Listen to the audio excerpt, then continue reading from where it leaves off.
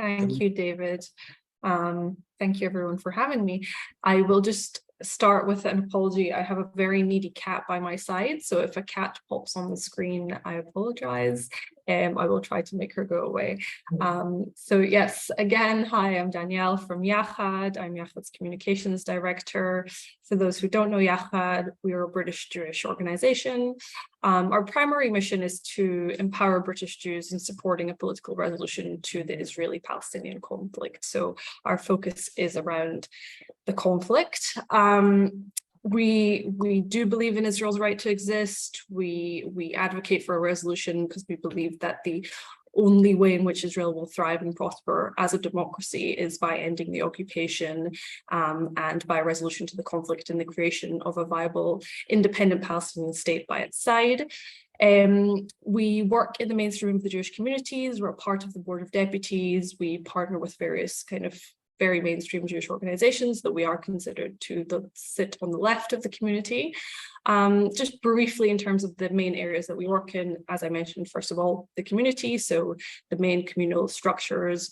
We're quite used to offering a challenging voice in the discussion on Israel, Palestine, and other issues in the community. We also work with a lot of young people, with students and youth movements, and as I'm sure you might be aware, or you'll assume that students and young people are often more progressive on a lot of issues and quite keen to challenge the mainstream narrative. The second area in which we work is the political field. So we work with MPs cross-party, giving them briefings, connecting them to partners and experts on the ground, and really helping them to talk about Israel-Palestine and be more confident on talking on the issue in a nuanced way, because it is, as David alluded to, a very sensitive and heated matter often. And we want to make sure that people take into account those sensitivities, especially in the political realm. And lastly, one of the key areas that fits into everything for us is working with partners on the ground, because we believe that the most important voices are the voices working in Israel and Palestine for change. So most of our partners are Israelis, from organizations like Peace Now to Breaking the Silence, Standing Together, who do work in only Israel or in Israel and in Palestine to advocate for peace, to advocate for justice, and especially now to advocate for democracy. So that's the scope of our work. I'll just say briefly that I'm Scottish Israeli, if you're wondering what my accent is, and I'm currently based in Israel. This is where I grew up, so that's my background. I thought just before we start delving into the communal perspective, it might be worth doing a very brief reminder of where we are in the Israeli political field and where we've gotten to with this new government. Apologies, I have a cold. In August in Israel, of all things. So this is Israel's 37th government, which was founded at the end of 2022. It's led by Prime Minister Benjamin Netanyahu, who has ruled Israel for a very long time now, and it is officially the most far-right government in Israel's history. It's a coalition of 4 parties, the largest one being the Likud, Benjamin Netanyahu's party, which is a right-wing party, classically not a far-right party, but it's changed under Netanyahu's leadership quite significantly over the years. The 2 parties which I tend to group as one are the 2 Haredi parties, United Torah Judaism and Shas. United Torah Judaism is an Ashkenazi ultra-Orthodox party, and Shas is a Mizrahi ultra-Orthodox party. And they, as you can imagine, represent the ultra-Orthodox or Haredi communities in Israel. And last, but certainly not least, the Religious Zionist Party, led by Bezalel Smotrich. It's a far-right extremist party, which really is the one that tends to create most concern in the international arena and is now very much a key player in Israeli politics. So the Religious Zionist Party believes in full annexation of the occupied Palestinian territories. It has made, several of its ministers have now made clear that they believe in annexing Palestine, but not giving citizenship to Palestinians, so not allowing them to vote, and therefore making them second-class citizens in one state. But the party also believes in forming an Israel which is led by a more religious lifestyle and less secular. It opposes equal rights and LGBTQ rights, and just generally there is a lot of incitement by that party against secular Israelis, against left-wing Israelis, against Arab Israelis, as well as Palestinians. So it is, I would say, the party that has dragged Netanyahu and the Likud more to the right than anything else. And its power is really showing in the way that Israeli politics is playing out now. But that is not to take away any of the blame from Netanyahu, who actually is the one that made this party, brought it into the election field. It actually used to be 3 small parties that would never pass the threshold and manage to make it into the government, but now they can, thanks to the union that he's created. So that's briefly what the government is looking like. And the thing you will have heard most about in the headlines is the protests happening in Israel, as well as the solidarity protests happening in the UK and worldwide, around the changes being made to the justice system, the judicial overhaul. In a sentence, Netanyahu's government is trying to weaken the justice system to an extent that it becomes almost irrelevant and has little to no power. And the justice system in Israel, the Supreme Court, is the only real form of checks and balances on the Israeli government. They have tried to make comparisons to America in justifying what they're trying to do, but we do not have a Senate and Congress. We do not have a federal and state system. It's a very false comparison. The justice system, the Supreme Court, is really the only form of check and balance on any Israeli government. And whilst many politicians have talked about making changes to the justice system, the laws that have been outlined by this government are to not only politicize the Supreme Court and insert politically appointed judges and legal advisors into the system, but also to weaken it so that its power is almost meaningless. And so that means that the government can pass any law it sees fit, whether that law is discriminatory, racist, or extremist. No one can really hold the government into account. And so people are afraid in Israel because their rights are now under threat. And so that's what the protests are really about. I will say, conscious of what people might be more interested in, is there is an anti-occupation element to the protest, as well as, I think, more broadly, more of a conversation about the settlement movement, which is what the Religious Zionist Party represents, and concerns about where this government is taking us in terms of how far away it is taking us from any solution to the conflict, and in supporting far-right settlers and really heading towards annexation. Sorry, I'm removing my cat. So that's where we are at the moment, and that's what has also driven a lot of Israelis abroad to protests. And I think in the UK, you've seen it very clearly. I worked with the Jewish community before Yachad for years. And one of the questions that was posed most often was, where is the Israeli community? It's not, it doesn't tend to get united involved in many campaigns. It's not a very political community. I mean, it's people who've immigrated to the UK for various reasons, often financial, often with family and partners. And this is the first time we've seen the Israeli community unite and protest in the UK in such a way. But not only that, plead with the Jewish community leadership to support it. And thus far, we have not seen, in my view, a sufficient response from diaspora leadership, but we have seen a strong response from diaspora Jews. And I think that is really interesting because the challenge is now being posed in a way that never has before to diaspora leaders in saying, supporting Israel as a concept is one thing, and supporting Israel's right to exist and defending Israel in different ways on different scales is one thing, but defending it to what end, and what is the red line? When do we start criticizing? When do we start asking questions? And that's really an ongoing challenge, and I think a good challenge to ask, because ultimately this government is crossing every red line, and it's no longer just a debate on occupation on two states, on Gaza. It's a debate on the rights of Israeli citizens, Jewish Israeli citizens, in a government that supposedly represents the Jewish state. And I think that's been very interesting. I think it's really good to see the Israeli community bring a challenge, because it has a very unique, strong voice in London. We saw when Netanyahu visited the UK, he visited and met with Rishi Sunak, and he was met by a huge protest, which was organized by Israelis. Interestingly, some commentators on the right wing of the community accused Yachad of being behind the protest. We weren't. It would be lovely if we could get that many people out on the street to protest, but it was a grassroots movement protest by Israelis in London. And we've never seen that before. We've never had a response from within the community to Netanyahu visiting the UK. We have never seen that before. And now we've also got regular protests outside the Israeli ambassador's house, again, by Israelis. We have not seen that before.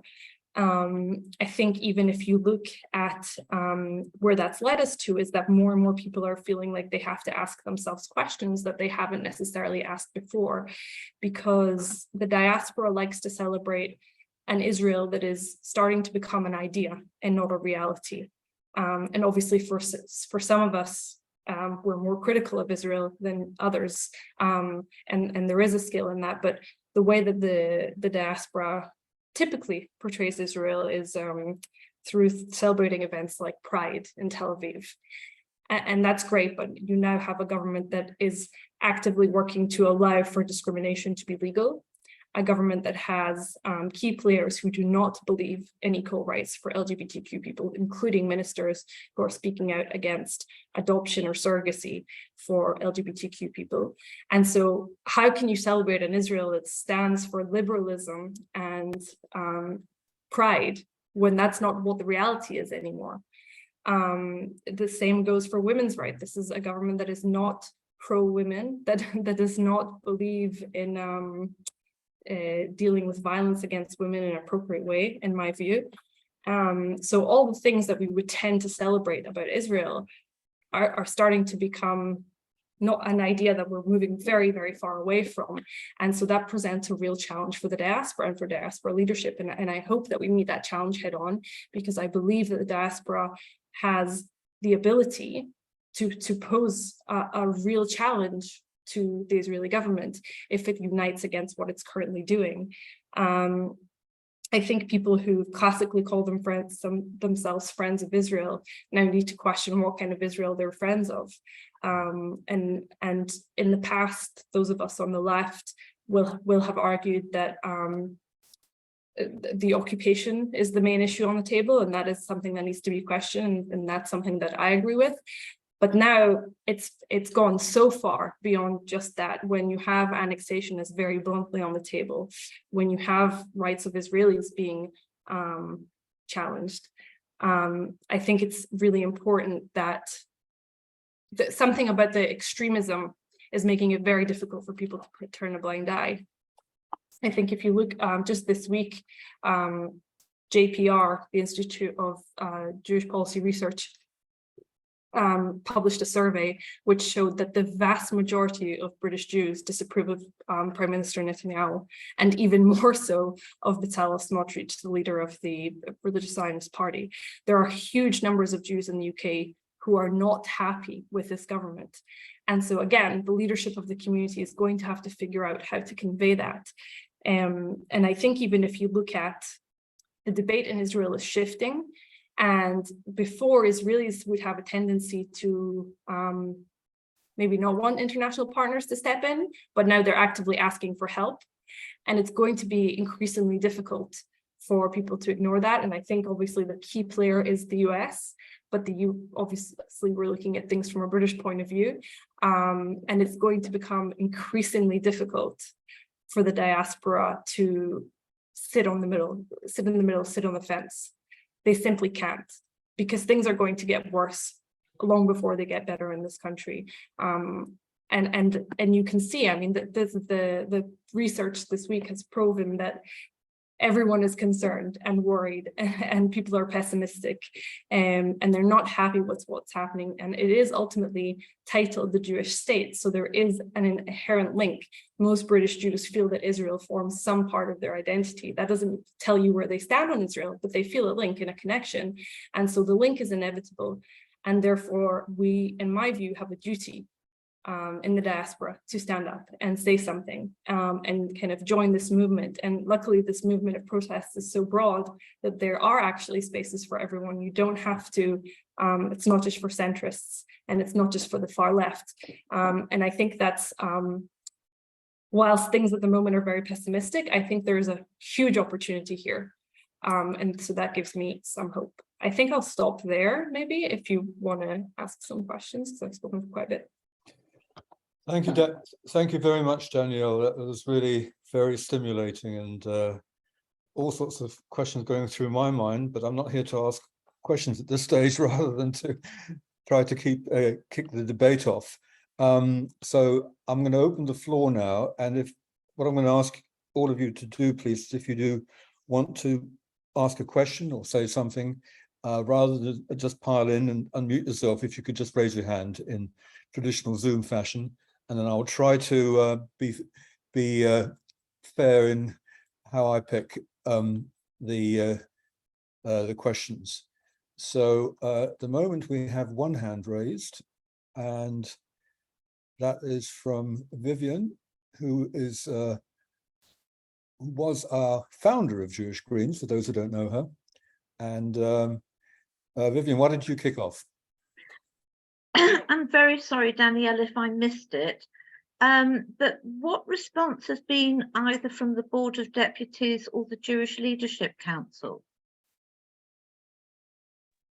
No, I didn't outright say that, so it's a completely fair question. Thus far, the JLC and the Board of Deputies have taken quite a middle ground. They've expressed concern about the protests and about the split in this Israeli society. They've kind of taken the president's approach in Israel, which is both sides need to come to the table and speak and reach an agreement. I would say that's not good enough. I think it's not of both sides, and everyone needs to shake hands and come to a mutual agreement when an extremist is taking Israel into full fascism and running down the Supreme Court and putting our rights collectively at risk. I'm not sure how you negotiate with that and find the middle ground. And actually, it was the Israeli community in London who, their response to that was that the statement made by the Board of Deputies, the most recent statement, was simply not good enough. So that was the most recent. It was a very middle ground, and that they hope things calm down, and that they'd like to see kind of the president manage to bring both the coalition and opposition back to the negotiating table. It seems that we're past that moment. But we'll see. I don't know. Since this research has come out, I haven't seen any further response. Thank you. Martin, Francis, I think you raised your hand. Yeah, sorry, I just unmuted myself. A couple of questions about what's happening in Israel, really. One is the role of, is it the reservists who are critical of the government and refusing to get called up into the reserve, and also the role of civic organisations and professional organisations. We've read about the legal profession, but how about education and other areas? Thank you. So yeah, the reservists is really interesting. I'll say by no means am I a military expert, but everything is unprecedented what's happening at the moment. There are thousands of Israeli reservists. The most recent number I saw was 10,000, but I could double check that, saying that they will not serve. These are people who are volunteer reservists as opposed to on mandatory reserve duty. There is a separate number of people who said that they would refuse and are on mandatory reserve duty. So there is a difference there. So the fact that they're volunteers, they don't have to, they can, they are choosing to serve. And they're saying what they've essentially said is that the contract has been breached.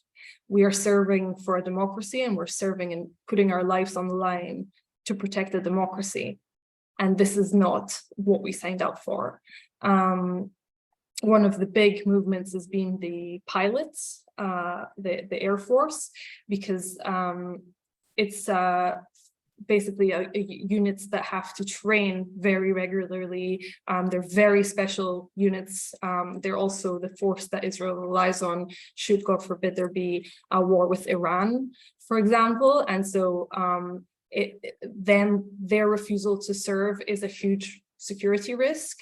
And actually, the kind of biggest defector in the Israeli government at the moment is the security minister, because he has realized that what Netanyahu is doing is caused a rift with the army and a huge military risk to Israel and a security risk to Israel. And he was actually previously fired by Netanyahu, which caused a huge spontaneous protest.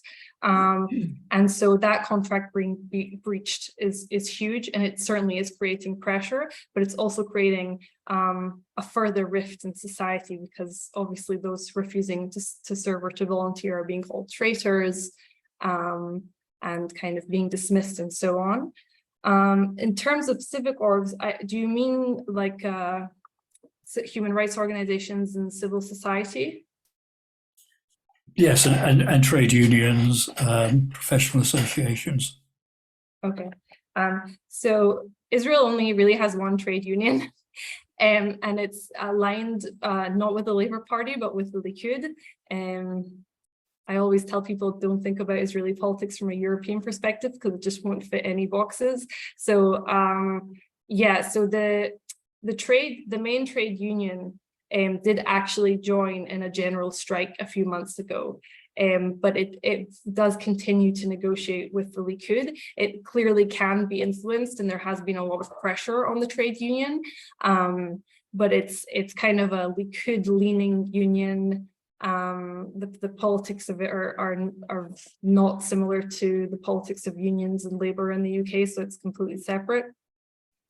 In terms of human rights organizations, it's a whole separate issue, because they're massively under threat at the moment. There are different attempts at passing laws to try and prevent them from doing their job, prevent them from being funded either abroad or in Israel.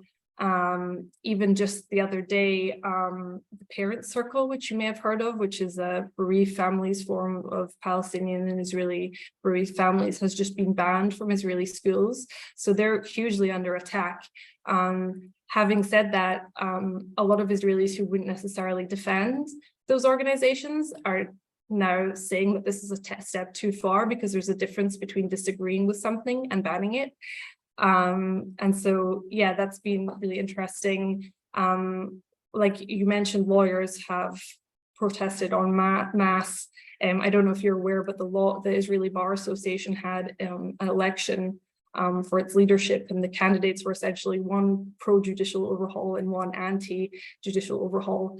The person who opposed the judicial overhaul won by 70% of the vote, so a sweeping victory. The next day, the Israeli government announced that it would get rid of the Bar Association. So you can really see that we're not a functioning democracy at the moment, and those who try to protest and those who show their opposition to the government are being, the government gets rid of them, is how it feels at the moment. So yeah, hopefully that answers your question. Yes, thank you. I can't see, yes, Dennis, go ahead. Thank you. I was just wondering, in regards to media, press and social media, I've noticed that anytime the mainstream the media, they have a particular narrative, obviously the whole Israel-Palestine issue, but then when someone tries to like push back on it a little bit, they get really alarmed and try to really like dogpile on that person or that particular organization trying to speak about that. I was just wondering, is there anything that the Jewish Greens or even the wider context of the Green Party can do to try to combat that, basically? Is there a particular strategies we should look at or particular organizations we need to push more to be speaking on these issues? Do you mean I assume you mean UK media? Yes, yes. I'll be honest, I need like an example of what you're referring to, because I'm not sure of the context of when that's happened. Oh, so it wasn't that long, the BBC, so it wasn't that long ago, seen it on Newsnight and a couple of times with the BBC channel where someone will say something like what the Amnesty International said, for instance, about they would say like Israeli apartheid or something like that. They'll use that kind of language. And then the news reporter at the time would then suddenly be alarmed by that kind of that language, and then suddenly they'll be like, how dare you say that? Or what evidence you have to say that? That doesn't sound like a thing that you should be saying, because you're saying something that an official organization has said. So I've noticed this from time to time when, depending on which kind of media outlet you speak to, if you say those certain things, you're going to get a lot of pushback. So I was just wondering what we can do within the Green Party to try to help that, basically. Yeah, I'm unfortunately not sure I'm going to be able to answer that question, because I think that's a broader British media problem. I'm not certain that it's specific to Israel or Israel-Palestine. What I would say is that the debate in the UK and in the UK media tends to be very far removed from the debate happening here. So a lot of the debate tends to be around terminology and what we can say and what we can't say. I would love for people to focus on what's actually happening, as opposed to terminology. I think that what should be highlight human rights advocates in this country, or indeed like Palestinian human rights advocates, but highlight people who have a say and know what's happening on the ground. And two, I think we need to try and move away from getting overly caught up in internal British discussions on the issue and look at, for example, the laws being passed to try and extend Israeli government control over the West Bank, or laws being passed to ban Palestinian flags being flown in Israeli university campuses. And I think like the facts and what's happening are speaking for themselves. And I think that they need to be brought to people's attention. And the same goes for, domestic issues that affect Israeli citizens, because that's ultimately what's going to make the difference, I believe, is that the laws being passed in the way in which this government is behaving. And I think that should be in the spotlight as much as possible. I'm sorry, I know that probably doesn't answer your question, but that's kind of the best I can come up with. No, thank you. Well, obviously any sort of thing coming from yourself is always going to be welcomed. Thanks. Thank you. Thank you, Kafenza. Laura, over to you. I think your hand is up. Hi. Hello, hi, thank you. So I'm on Green Party Women's Committee. So mentioning about violence against women and girls and children is obviously something that is a big flag for me. Is there anything currently we can engage in, or is there anything that will be happening in future, or any ways that we can support or amplify the issue with yourselves? It's on women's issues specifically. Yes, there's a lot happening. I can send you more detailed rather than, because it's something I could talk about for hours. But yeah, certainly, even in terms of the debate on domestic violence has shifted to like the minister who is responsible for internal security, when questioned on laws he wouldn't pass to try and prevent domestic violence, is like I said, I'm saying it briefly rather than going into it too much. He reframed the conversation on women complaining falsely and men incorrectly being imprisoned, where actually statistically there's a huge problem of violence against women in Israel, including in Palestinian society and Jewish women. And so there's a really problematic issue of the way it's being framed is women lying. And that's not to say that there are never false complaints, but like, to me, that feels like our rights are under attack, and that we now have a ministry that is not willing to take seriously the concerns of women. And that goes to a number of issues concerning women. There's also been a record number of women in Arab Israeli society who've been killed, and absolutely nothing has been done about that. And so I would say that this government is actively hostile to women. And so, yes, I think that's something that I would very much welcome solidarity on, because I assume that what we're going to see is that if the police isn't willing to tackle it, it's going to get worse. Can I throw my email your direction? Yes. Okay. Yeah, thank yeah. you. And just to continue on that question, is of course the, dare I say, perverse fact that particularly amongst the ultra-Orthodox, there is also a long-standing history of violence against women.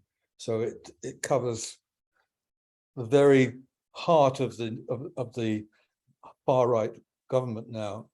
Within their community, there have been major issues as far back as I can remember.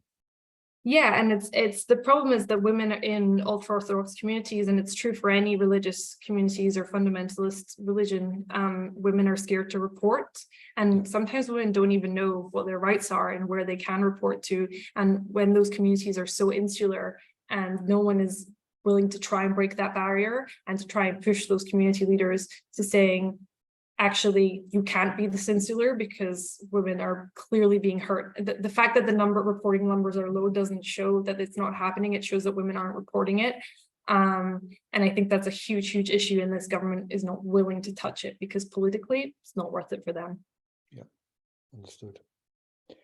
I can't see any hands raised at the moment, so can I just come in with a more general question, coming back to the whole question of the diaspora and the changing approach by the diaspora and what Israel, and particularly those who are against the government in Israel, would like the diaspora to mobilize more. We've talked briefly about the UK diaspora, which in itself is one of the larger ones in Europe, but for example, France has got a larger Jewish community. To say nothing of the diaspora in the United States. And I was just wondering, from your perspective in Israel, Danielle, whether you feel that the British community is, compared to the others, if one can make a comparison, is the British one lagging behind? Do you think that others are setting here examples of how attitudes are actively changing that would be useful for the British community to look at what's happening in other countries, in other communities? Yeah, I mean, I think that I can't speak to many of the European communities. I'm more aware of the Israeli protest movements that are global and have formed quite a strong global network. I think the American community has been doing amazing. They do have a far larger liberal community in America, and a more politically engaged one. And you can see that through organizations like J Street that have huge conferences annually with very significant speakers. I say this very sadly because I worked with the British Jewish community for several years, and it's people that I know and that are many people that I respect work in the British Jewish community. But I think that as a community that cares about Israel and has been very vocal on so many issues on Israel, where are you would be my question, because this is not an issue to take the middle ground on. This is not an issue to wait and see how bad it gets, because ultimately this is a community that has fought for Israel and fought for its right to exist and fought to defend it in so many ways, but also fought to show all the greats of Israel, which is the LGBTQ community and diversity and all these things. And whilst I don't believe that image was ever an accurate reflection, I think there's far more criticism, but that was the reflection. And now all the things that the community had been praising are being actively attacked. Where are you? What's going to happen if and when we win this battle against this extremist government? are we just going to go back to pretending that everything's okay and celebrating the left and the diversity and pride and you know, and coexistence and just pretend that this never happened? I don't think that's possible. I think that it's important to choose a side. I just think, I think it's, I think there's a duty here. Okay. Annie. You just unmute. Yeah, I can't find the hand bottom at the bottom. So I think I'm just wondering if you could expand a little bit, Danielle, on the opposition movement within Israel and how far the anti-occupation element of it, the sort of strength of that and how that interacts with the other. Because clearly from here, the, you know, reverting to the status quo, i.e. a year ago, doesn't come any nearer resolving what's happening between Israel and Palestine. So trying to think about how, you mentioned Yachad's goal as being a two-state solution, basically. And I think just from where I am, that looks practically impossible now, really, because of the settler movements. I don't know where, you know, I don't know where or how that could happen. But presumably then, in terms of trying to increase the voice of the anti-occupation within the bigger movements, there has to be some sort of position. I wonder if you just clarify what the positions would be. Yeah. So listen, I'm not going to pretend that the anti-occupation movement is the main issue of the protests. It's not. But there is an anti-occupation camp in the protests every single week. It's not small, it's not insignificant. The first few weeks of the protests, there was discomfort and people were saying, oh, there's Palestinian flags and this is a separate protest and whatever else. And just in time for talking about occupation, the cat comes in and we've stopped debating it and questioning it, and we've accepted, as in, well, I say we, but I mean the centrist side of the protest has accepted that there is an anti-occupation camp and it's there. Just last week I was at the protest, and on the other side of the kind of main central protest, there was a big, huge banner on the kind of main bridge of the Tel Aviv protest, which read, "We will not kill and we will not be killed in the name of the settlements." I cannot remember the last time in a centrist space in Israel I saw anything like that. And so I do believe that the conversation is shifting. It's going to be uncomfortable. It's going to be really difficult. It's not going to happen overnight. But for the first time in a really long time, the settler issue, the occupation, is back on the table. Tzipi Livni, who is a very centrist politician and one of the kind of considered to be one of the leaders of the protests. She used to be an Israeli minister. She came out with a statement at the beginning of this year, and she said, "It's difficult for me to say this, but the occupation is corrupting us." The former leaders of the Israeli Mossad and the Israeli Internal Security Service, the Shin Bet, who've been very outspoken about the dangers of this overhaul, when they presented what they considered to be the biggest threat of the government, they said it was the religious Zionist settler movement. And so the conversation is happening, and for Israeli consciousness to shift is going to take a long time, because we haven't seen occupation for a very long time, and we haven't seen the hope of peace in an incredibly long time. Just the word peace is now considered to be a left-wing word in Israeli politics, unfortunately. But I think people are realizing that if part of the debate has to be, what is the long-term goal of Israel, and how do we stop this element of extremism? And I do still believe it's an extremist element and not the majority, from coming back into power. How do we ensure equality? What does equality look like? And so I'm not hopeful, and I'm not going to sell you the lie of saying, you know, we're now back on track of talking about peace. But I do think that it is back on the table, the discussion, and I think I think the discussion really has shifted. And I will say more so in the streets and more so in society than in leadership, in terms of the opposition political leadership. They're going to have to catch up with where the conversation is happening on the streets. So hopefully we will have a suitable political leader to take over from for the next election if we get to have one. So yeah, that's kind of, hopefully that gives you some hope. Okay, thank you very much, Danielle. Are there any other questions at the moment? I've got one or two more up my sleeve, but again, it's not my job to monopolize them. Does anybody else want to ask anything that they've heard that stimulates them? No, right. In which case, I will come up with something else. And again, coming back to what you said much earlier on, Danielle, that we are not doing enough as a Jewish community, as a British Jewish community.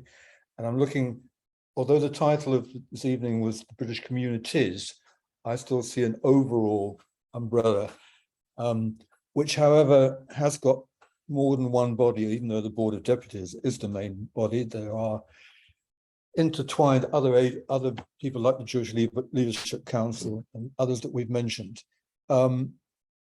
What specifically, other than going out on the street with our fellow UK-based Israelis? I mean, I went to the biggest, I think, one in Westminster, Parliament Square, several weeks ago, which was very well attended, but the majority there were Israelis or people who had a fairly strong link to Israel. Let's say, like myself, because I have an Israeli wife.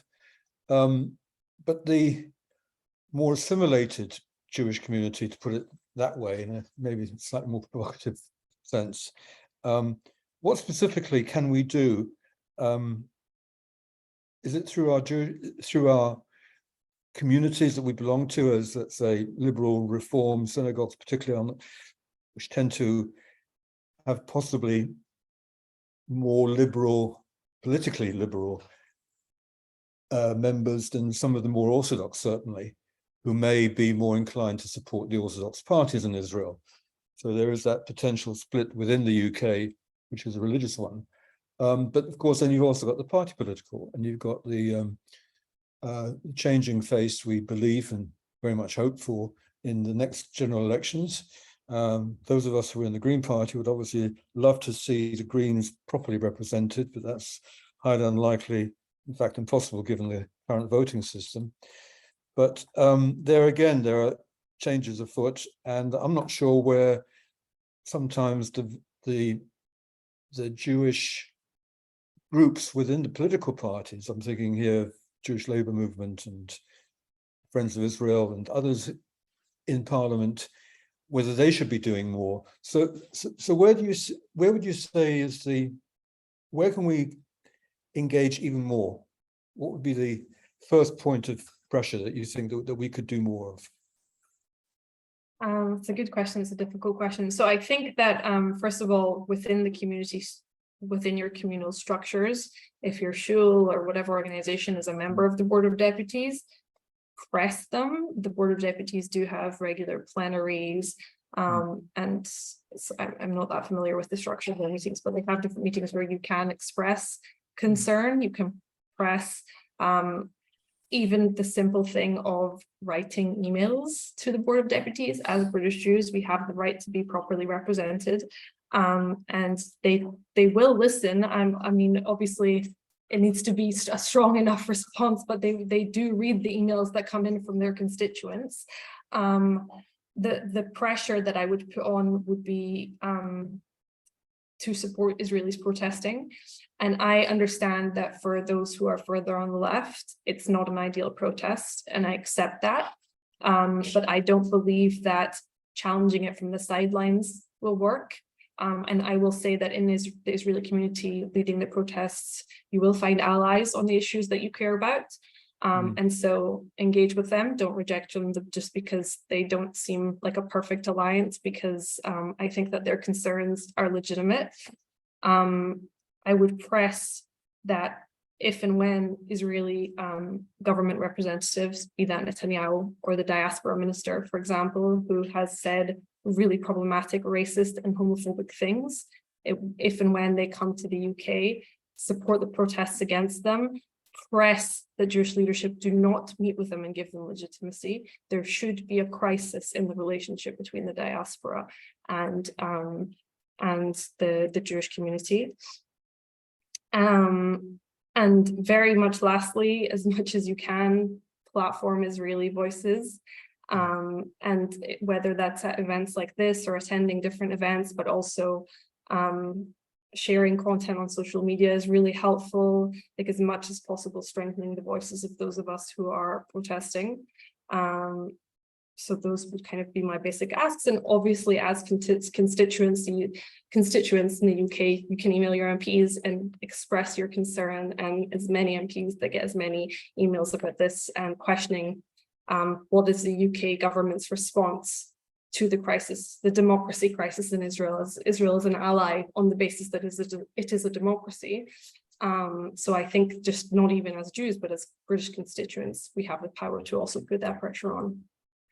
Yeah, I mean, we have obviously organizations like We Believe in Israel, but the problem there is that I think there's certainly for those of us on the left, we increasingly feel that they are sometimes more of a spokesbody for the Israeli government, even for the Netanyahu government. I'm being a bit provocative myself in saying that. So there are issues there, but we had recently, as you may be aware, Tzipi Livni, who you mentioned, came to London. And there was an event hosted by Jewish News and New Israel Fund. And I'm not sure whether Yachad were a sponsor. I don't think they were, but I'm sure that you were there. Yeah. And it was a sellout, and it was a very good evening. I mean, she was very powerful as a speaker, and certainly those who were there. And there were a few, should we say, people who challenged her, very much from the right side of Israeli politics. It was a good evening, and there should be more of that. Yeah. David, Can I just Yes. can I just add one thing? Yes. This is not the time to seek perfect allyships. I think that the right has done so well at ignoring every disagreement that it has and allowing itself to be pushed so far to the right that it will be an ally to anyone who allow it in power. And so the left have to be able to get over disagreements and to work together to reach our collective goals. Even if we do have disagreements, we have to be able to work better together, because we have more in common, and we do have collective purposes that I think that we should be pushing for together. David, Yes. Patrick had his hand up. Oh, I'm sorry. I didn't see that. I didn't see the yellow hand. Thank you for. No, he just. I see. Patrick, go ahead. Could you unmute yourself, or can somebody unmute? I think you need to unmute yourself if you hit the mute button. There you go. First of all, yeah, thank you very much for responding. I'm not Jewish. I've been interested in Israel and Palestine for 30 years or more. So this is a fascinating evening for me. And it does seem to me that the whole dimension has changed completely because of the very realistic possibility that Israel's democratic credentials are dying. But I suppose what I would like to get the view of people present, or Jews present, from is, it's always seemed to me that diaspora lacks vision. It's always seemed to me that demonstrable wrong, and I suppose I would put the colonization and now possible annexation of the West Bank being probably preeminent in that regard. It is wrong, it's visibly wrong. It doesn't meet anybody's criteria of justice. And yet the diaspora have been remarkably quiet. They've tended to, it seems to me, to really think Israeli government right or wrong, and that government is democratic, therefore it must basically be right.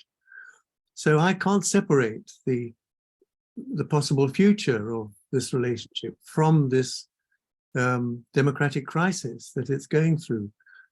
Why is it that the diaspora, very boringly, my wife is Jewish, she's not particularly Jewish in her views or anything, but I've been very close to a number of Jewish friends for many, many years. And they've all been completely different to the self-selected, I suppose. Their views have been very much those of me and I suppose fellow students and so forth. But it's why has the diaspora been so quiet in this respect? And is there not a possibility that the concern over the loss of the democratic existence of the Israeli government will enable them to have a very much more critical voice, but B, identify themselves as to what their vision is for the future, something that they can compare the actions of the Israeli government with against their vision. I think that's about it then. Thank you, Patrick. So I would say, I think it's interesting because I don't think the diaspora has been quiet. I think that the main communal organizations have been quiet. And so I would make that distinction. Actually, the diaspora is struggling to talk about anything else. And the fact that the survey that I mentioned that shows the vast majority of British Jews are really concerned and pessimistic shows that perhaps that the communal representative organizations aren't representing those views well enough. I actually think, like, as much as I've been critical of those organizations, I think the diaspora has been vocal, and I think it's in crisis too, as to what its relationship on Israel was, because the relationship between the diaspora and Israel has been a status quo for quite some time, which is that we love Israel, it's part of our identity, we engage with it, it's okay to be critical as long as it doesn't cross into anti-Semitism, and that's a debate in and of itself, and I know that. When there are moments of crisis, wars with Gaza, waves of terror, violence in the West Bank, then there is a general comment, and the standard point is to defend Israel. And now suddenly the game is completely shifted, because we're kind of trying to defend Israel from itself, and that's the challenge that's never been presented to the diaspora before. And I actually think the diaspora is vocal in itself, and it just hasn't fully figured out how to be vocal publicly.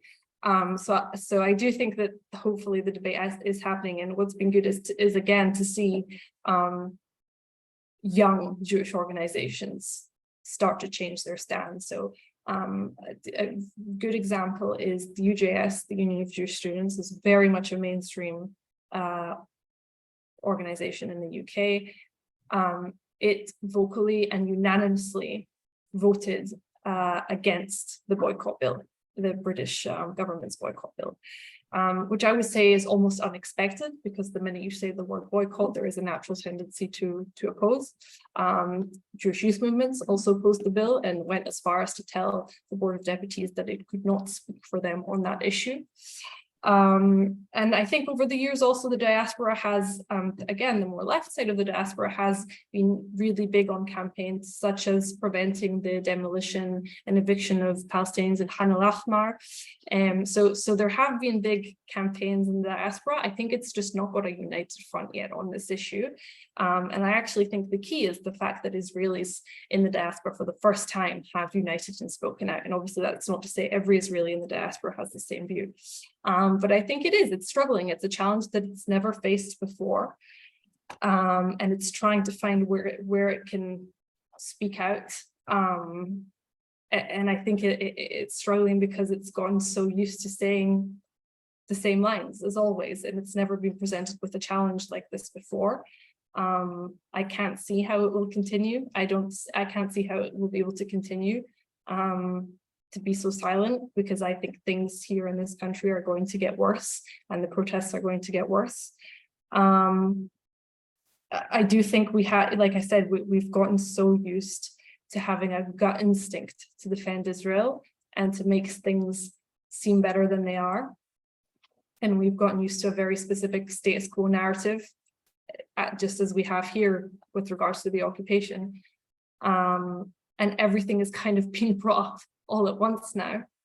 But it's from within Israel rather than from forces from outside of Israel. And so I'm kind of glad for the challenge. I think it's good. I think it's about time that the conversation shifts, but it's going to take time. Again, I don't know if that's really answered, and if anyone wants to add from a diaspora perspective. It certainly has been helpful. I just need to go. Thank you very much indeed. Thank you, Thank Annie, you. for joining us. Can I just respond very quickly? Yeah. And that was really helpful, and everything you said I would agree with. Just my last thing about vision, and in a way you've answered it, because you've reckoned that it's been safe and probably just for the diaspora to go along with the Israeli view of things, although that seems to me to lack vision as well. But it's I would like, and perhaps the current range of issues will lead to it, but I would really like to see a separate position for the diaspora as opposed to Israel themselves, maybe even led by part of the Israeli society. But it does seem to me that they have been rather passive. What you said had been probably question that. I agree, and I'm grateful for it. Yeah, I will just say that I think, and I'm probably biased as an Israeli, and whilst I do believe that the diaspora matters, I think that it's for Israelis and Palestinians to decide what the society here looks like. And I think that that's a challenge that's happening in this country at the moment, especially around issues of secular versus religious lifestyles, liberalism as opposed to conservative. And that's a real internal battle happening at the moment. And I think we have to decide what we want the future of this country to look like. And only then will we be able to confidently press to get that support. And I think the diaspora has theoretically always said that it believes in a democratic, liberal Israel. But it's time to be a bit clearer on what that actually means. And also, I think that the real question that's never been asked before is what are the red lines? Okay, thanks very much. And the other perspective, maybe Danielle and everybody that has gone through my mind listening to all this was, of course, that Israel is by no means unique in its drift to the far right. I mean, we're seeing it in so many countries. We're seeing it in Italy. We're seeing it here in the UK, no question, within the Tory party. We're seeing it in the US if Trump, God forbid, were to come back. Wherever you look, Hungary, Poland, it's inexorably moving that way. And those of us on the left, within the individual diasporas, are facing nationally these issues and having to cope with that. And in a way, it should make us in the diaspora more unified in saying, well, at least the country that's always prided itself on being the only true elected democracy in the whole Middle East is drifting towards a theocracy, essentially, if the religious rights get their way. So you would have thought that would be an incentive for the Jewish, well, the UK diaspora, which in itself, of course, is a very broad church from the left to the right, a British Jewry. But at least there say, no, we've got to make sure that at least Israel doesn't go to the far right. I don't know the answer, but I think that's another dimension that we maybe need to think about. Well, that was a showstopper. Has anybody got any other questions? Because I know it's 2 hours later in Israel, so I don't know whether we're standing between you and your supper, Danielle. But it is 5 to 9 with you. I think we originally said we go on to about 7:15. But are there any other questions or points that people would like to make? Anybody who hasn't spoken yet? Or if not, Can then, I ask something? Yes, Torla, sorry. If you could Oh, just, hello there. Yes, I'm in Lambeth Green Party, and I'm not Jewish. What I'd like to ask Danielle is, what's the percentage of Israelis do you think roughly that would agree with going for a one-state solution? And do you ever work with Jeff Halper in the Israeli Committee Against House Demolitions? No, actually, I don't. Well, I would need to ask, maybe my director might know him, but it's not an organization that I'm aware that we've collaborated with, but possibly in the past. But no, it's not a name that I know. And we have advocated a lot against demolitions, especially in East Jerusalem and Khan al-Ahmar, as I've mentioned, as well as some others in the South Hebron Hills. Again, sorry about my cat. So in terms of the percentage, this is a really interesting question on one-state solution. I am vehemently opposed to a one-state solution, but there are two schools of thought. So one is the idealistic, more liberal one-state solutioners who believe that we can kind of figure out a way to all live together under one state.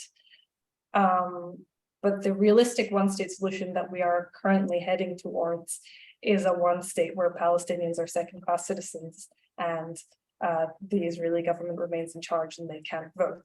And so in terms of polling, there are polls and I can find them. I don't want to make up numbers. It's not a high percentage. But the biggest question isn't actually about what solution people believe in. It's how hopeful they are of a solution happening at all. And at the moment, both in Israeli and Palestinian society, the belief that a solution or a two-state solution is possible is at an all-time low, as opposed to the support for it. So it's still just about, I think, the preferred solution to the one state with Palestinians as second-class citizens versus the one state where we all live in a utopia. But in terms of believing it's possible and that we're going to reach it, its belief is and hope is at an all-time low. And that's not very surprising when we do have a corrupt leadership in the Palestinian Authority, and we also have a corrupt leadership in this country. And losing hope is kind of what populists do. Sorry, and losing hope or causing people to lose hope is what populists do. Danielle, I have to interject, which is that whenever there's a charismatic and a Palestinian leader that people would like to vote for, they get put into jail. And the Palestinian Authority are in cahoots with the Israeli government, and they're very much disliked by Palestinians. And they only allow people to run the Palestinian Authority if they somehow agree with the Israeli government and they get special dispensation to travel freely, etc. And so you talk about the one-state solution as being, utopia and impossible, but so is the two-state solution. Is just as impossible and was never really planned for right from the start. So I don't really know where, I just don't know. Yeah, I accept that. I would disagree. I think a two-state solution is the only viable solution. I truly do believe that. I don't think it's going to be the two-state solution that we dreamed of in 1995. It's going to have to be redrawn and reconsidered entirely. And yeah, I agree. The Palestinian Authority, like I said, is corrupt. It doesn't have the trust of the population. There have not been elections in Palestine since 2006 for various reasons. There are polling experts on where Palestinians would vote at the moment, and there doesn't seem to be one strong candidate in any way, shape, or form. But again, I'm not an expert on Palestinian politics. So I by no means deny the challenge, but the current plan set out by the Israeli government, and it's very recently been spoken about in the Knesset, is to try and annex the entire West Bank in order so that we control the population. And just the other day, an Israeli minister from the Religious Zionist Party said that the plan would be not giving full citizenship or voting rights to Palestinians. So what concerns me is more the reality that we're heading towards, which is a one state, which would not be good for anyone in its current format. But in terms of polling, again, I can get the most recent number. We do work with a pollster who's absolutely excellent, Dalia Scheinblin, if anyone's heard of her. And she really knows the numbers on and how they shift year to year on these issues. But it's less now, it seems to be less about what solution people prefer, as opposed to the fact that people just have lost hope. Yeah, okay, thanks. David. Unmute. Yeah, hello. I have a question. So I heard that with regard to foreign policy, one shouldn't pay attention to Bibi Netanyahu when he's speaking English, right? When he's speaking to foreign press. Rather, you should only listen to Bibi in Hebrew, right? And consider what he has to say seriously when he's speaking Hebrew. How important do you think Netanyahu as an individual is in this process, and what do you think his end game could be? Netanyahu is hugely important in this process, and he will go down in history as one of the greatest political minds, for better or for worse. He truly has managed to manipulate almost every partner and political enemy into achieving his goals. In terms of listening to him in English and in Hebrew, yes, he will give completely different narratives and different interviews in English and in Hebrew. That's not to say he doesn't lie in Hebrew too. He does, but the messages are very different. He sells a different story on what laws are being passed. He makes different statements on where the Israeli public stands. So yes, he definitely sends different messages abroad in English than he does in Israel. Not that he is often willing to be interviewed in Hebrew. That's the other thing to consider. He tends to not want to be interviewed. He will do press conferences, but he won't take any questions. So that's another thing to consider. He will be interviewed in English much more often than he'll be interviewed by the Israeli press. In terms of how key a player he is, he's an incredibly key player. His trial is ongoing. He's on trial for bribery and corruption charges. And so the Supreme Court and the justice system play a role in his future directly. It's very difficult to say what Netanyahu's end goal is. I couldn't really tell you. I could put you in touch with various people who would make that guess, but I know that the kind of interpretations that I trust most is that he truly believes he is the only legitimate leader of Israel. He doesn't think that someone else can lead. I think he clearly wants to remain in power for as long as he possibly can. And he is scared of his own reputation and his future if he does face his trial, and how that will affect his ability to continue to lead. The number of people that he trusts around him are becoming smaller and smaller. It's less and less. He can't trust members of his own government, and he's also struggling to control his own government. I don't think this is the partnership that he wants in terms of a government. I don't think, because the sad thing is, if you look at it, Netanyahu and the Likud party are the left-wing element of this government, which is really telling you something. That's not the position he likes to be in. He likes to be in the middle. He likes to be the chief negotiator. And he has lost several battles already internally. It's a government that he's struggling to control, but he will try and hold it together, and therefore he's making incredible concessions, including the budgets that he's given away to ultra-Orthodox communities, in order to stay in power. And so that seems to be his own d'etre, is to stay in power. So in one word, survival. Yeah. Well, on that neutral note, not positive or negative note, I'd like to thank, if there are no other questions, I'd like to thank Martin Mary, has got his hand up. Beg your pardon? Oh, sorry, I hadn't seen that. Oh, there you go. Martin, back Sorry, to I've you. been in and out getting me dinner. I've got another meeting. Thank you, Vivian. Yeah, I interested in David. David mentioned earlier about Trump and a possible Trump victory. Thinking about a diaspora here is one thing, but does your organisation have links with American organisations which would organise with the diaspora there against either a Trump nomination or a Trump election? Because it seems to me that if there was the present Israeli government and Trump together, it's going to be an extraordinarily hard battle to make any changes. Yeah, so we do partner with various other liberal progressive organizations, like I mentioned, J Street, and there are a number of others, even in South Africa and Australia, America being the main big partner. And there's Peace Now America, there's a New Israel Fund in America, there's various organizations that will lead the way in fighting Trump. I mean, the vast majority of American Jews do not support Trump. I don't know to say if that's a battle that we would take on. We would obviously support our allies abroad if there was a need for if there was a call for a diaspora support on this issue, we would obviously support them. I couldn't tell you what their campaigns are looking like or what they're planning.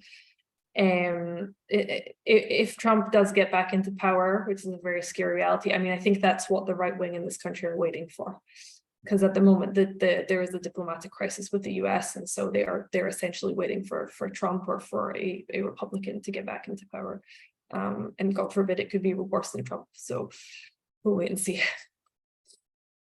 And the possibility of some dirty tricks, perhaps. Yes. Let's hope not. I will say now, it's time that we let Danielle go, and thank you so much, Danielle, on behalf of Jewish Leaders, for all your time and thoughts, and really very stimulating thoughts. And I think we've taken on board, those of us who are directly addressed here, that we need to do more, possibly to help the left in Israel to somehow get this move to remove democracy stopped. As to how we do that, that's for each of us to think about. But thank you once again for your time. Thank you for having me. Hope to see you next time you're in London. And thank you everybody for joining us. There will be a recording available. I'm not quite sure where. David, Vivian, how can people access some have joined a bit later? Yes, I will be able to access it, and we just have to decide what to do with it. Yeah, exactly. Okay, that's another topic for the agenda. Thank you, everybody, once again, and good night to Danielle in Tel Aviv. I take it Tel Aviv, right? Tel Aviv, yes. Thank you, Daniel. So, Thank you. all the very best, and thanks again, everybody, for joining us tonight. Bye. Bye. Bye. Yeah, how do I get out?